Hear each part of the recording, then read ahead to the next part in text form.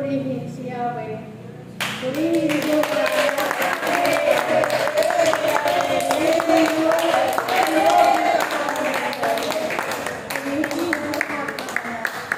sapagkat kayong lahat ay makatatanggap sa akin ng aking pagpapala sa inyong pag-uwi sa inyong mga tahanan. Haplusin ninyo ang inyong mga mahal sa buhay, sapagkat dadaloy sa inyong mga kamay ang pagpapala mula sa akin. Kayong lahat na aking minamahal, sa inyong pagpapala sa inyong kabuhayan, upang sa gayon, kayong lahat na aking mga anak ay patuloy na magpasalamat sa pangalan ng Diyos. Sapagkat ang mahal na ina ay magdadala sa akin ng inyong mga panalangin.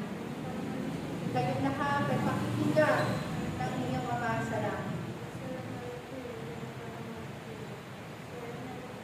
Sa aking pagparito, nais kong hawakan ninyo ang inyong mga puso.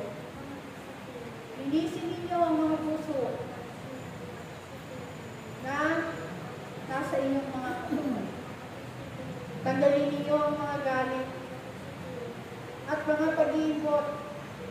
Tanggalin ninyo ang inggit sa inyong mga kapwa. Tanggalin ninyo ang pagtatampo ninyo sa inyong mga anak. Tanggalin ninyo ang pagsasalita ng mga masasama. Tanggalin ninyo ang pag-aalala. Tanggalin ninyo ang pag-iisip ng hindi maganda sa inyong mga kapatid. Tanggalin ninyo ang basura sa inyong puso.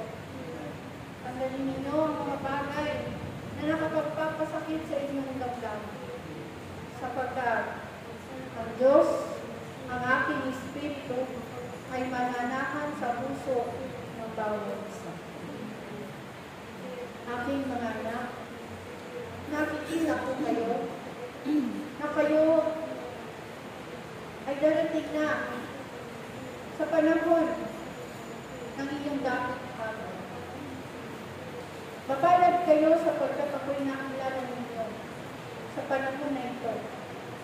Dahil kalapit niyan ay buhay na walang hanggan. Darating ang kamatayan sa inyong buhay na parang magnanakaw. Kaya mapalad kayo sa inyong paghahanda. Makakamtan ninyo ang kasaganahan sampu ng inyong mga mahal sa buhay. Kaya batid ko na ito ang inyong mga panalangin. Nagsusunikap kayo na makaplos ang inyong mga katawan upang magkaroon ng kagalingan ang katawan ninyo dito sa lupa. Ngunit pagsumikapan ninyo ang kagalingan ng inyong espiritu, sapagkat ang mga katawan niyan ay magugulog at iiwan ninyo padang araw. Ngunit ang inyong kaluluwa ay aakyat sa langit at makakaharap ng inyong Ama sa langit.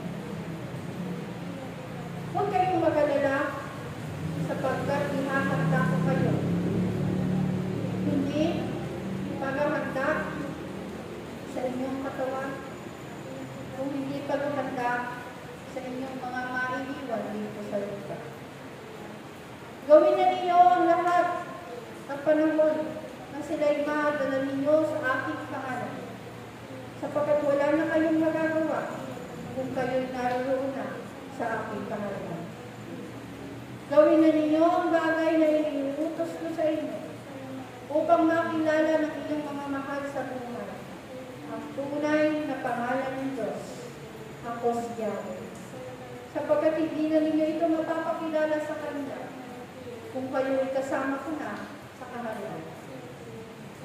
Gawin na ninyo ang aking niutos sa bawat isa, sapagkat hindi na kayo makakahayo kung kayo'y naroon na sa kaharian ng Diyos na lumikha sa inyo dito sa lupa. Gawin na ninyo ang pagdarasal sa araw-araw ng Santo Rosario at ang pagtawag sa aking watawag upang sa gayon magawa ninyo ang inyong pagpapatuloy. Pagpatuloy ninyo ang pagpapahayag ng aking salita sapagkat sa pamamagitan niya, kayo'y kalunugan ng Diyos na inyong pinaglilingkuran. Mapalad kayo mga anak, sapagkat nakikita ko ang pagbabago ninyo sa inyong mga buhay. Nakikita ko na sa bagong buhay ninyo ay tinalikdan ninyo ang inyong lumang buhay. Kayong lahat ay may mahalagang regalo sa akin. Ito ang regalo ng pagpili ninyo sa inyong magiging buhay at pinili ninyo ang aking pangalan. Mapalad kayo mga anak, sapagkat sa kabila ng ibinigay kong kalayaan sa inyo, kung ano ang pipiliin ninyong buhay dito sa mundo, pinili ninyo ang pumarito maglingkod sa akin. Mas pinili ninyo na umupo sa aking harapan kaysa gumawa ng mga bagay na makamundo. Mas pinili ninyo sa akin kaysa gawin ang mga bagay na inyong iniwan sa inyong tahanan.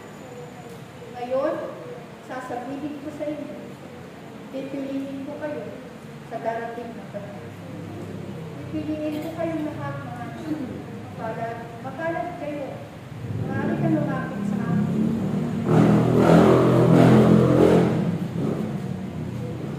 Ako'y nagagalak sapagkat narinig ko ka aking anak.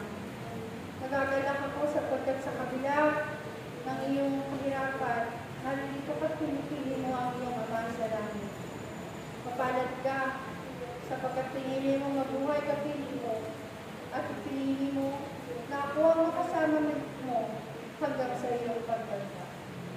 Mapalad ka anak sapagkat ako, si Yahweh, ang tanging nakauunawa sa iyo. Mapalad ka sapagkat nakikita ko ang kabutihan sa iyong puso. Mapalad ka anak sapagkat patuloy kitang pinalalakas at pinagagaling. Mapalad ka sapagkat matibay ang iyong pananampalataya. Sa kabila ng karamdaman ng iyong katawan, kahinaan ng iyong katawan, malakas ang iyong espiritu. Mapalad ka na sapagkat ako si Yahweh, ang kasama mo sa araw-araw. Ako si Yahweh, ang nag-iingat sa iyo. Ang aking malabay na pakpak ay gabay mo sa mga lugar na iyong tinutunguhan. Mapalad ang mga taong pumupukpok sa iyo, sapagkat kasama mo ang Diyos sa araw-araw.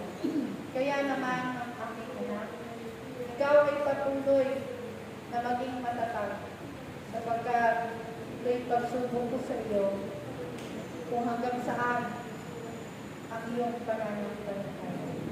At tunay aking anak, na ikaw ay aking lingkod. Ako si Yahweh, ang nakaunawa sa iyo, sapagkat sa aking dalanggan, ako ang may likha sa iyo. Kaya naman, ikaw ay binibindisyonan ko sa ngalan ng Ama, sa ngalan ng Anak, at ng aking Espiritu Santo.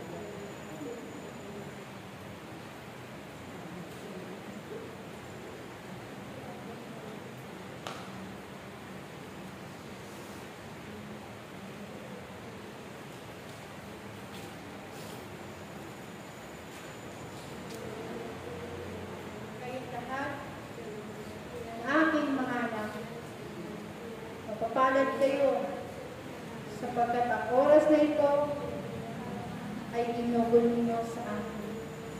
Hindi man ito ang kahabaan ng oras ng inyong araw at ng inyong buhay.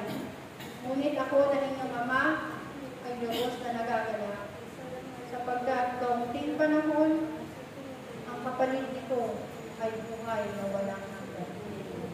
Kaunting panahon lamang ang hinihingi ng inyong Diyos. Ngunit ito'y ibinigay ninyo sa akin. Kung kaya naman, ang aking panahon sa araw-araw ay aking ibinigay sa inyo. Kaya huwag kayong mangamba sa inyong kakaning araw-araw. Huwag kayong mangamba sa inyong mga hanap buhay. Huwag kayong mangamba sa inyong mga utang sa mundo. Sapagkat ang inyong Diyos ang magbigay ng kabayaran sa bawat sentimo inyong inaalala sa inyong buhay. Ang Diyos na inyong pinaglilingkuran ay tunay na mapagbigay. Diyos na inyong tunay na pinaglilingkuran ay Diyos ng langit at ng lupa. Ako man ay naririnig ninyo sa inyong wika, hindi man ninyo ako nakikita, ngunit ang aking kapuspusan ay tunay na naririto, mga anak.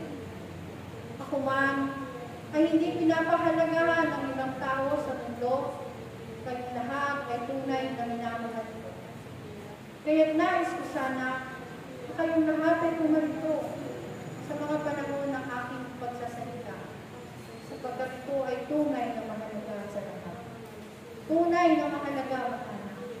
Hindi lamang para sa inyong katawan, hindi lamang para sa inyong sarili, para sa inyong mahal sa buhay at sa buong mundo na narito.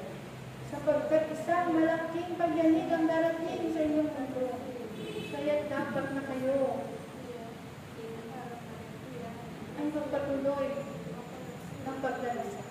Dahil marami, marami ang mawawalan.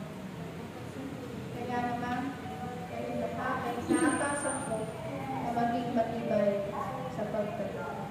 Ako'y nagpapasalamat sa inyo sapagkat hindi man inyo kaya na pumunta rito, kayo'y nagbibigay ng panahon.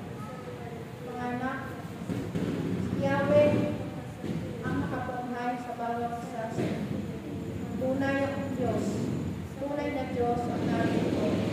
Kaya naman ako'y nagpapasalamat sa bawat isa sa inyo.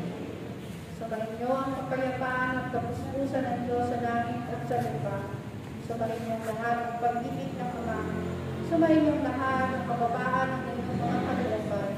Sumahin niyo lahat ang pananampalataya sa aking pangalan.